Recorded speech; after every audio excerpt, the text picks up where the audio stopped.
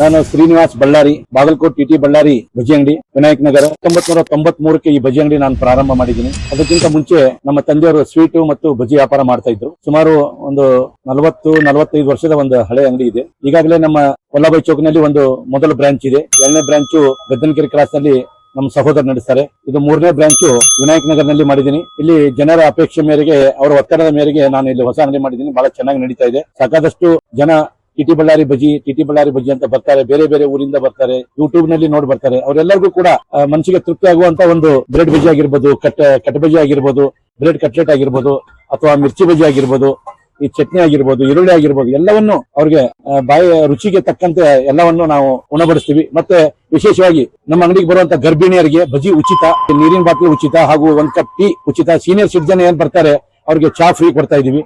ಇದೊಂದು ಸೇವೆ ಅಂತ ನಾವು ಅನ್ಕೊಂಡಿದೀವಿ.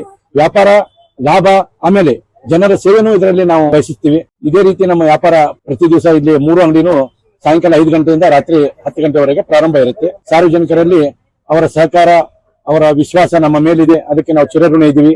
ಧನ್ಯವಾದಗಳು. ಪ್ರೀತಿ, ಪ್ರೋತ್ಸಾಹ, ಬೆಂಬಲ ಹಿಂಗೆ ಇರ್ಲಿ ಚಿನ್ನ. ಥ್ಯಾಂಕ್ ಯು ಚಿನ್ನ. Thank you.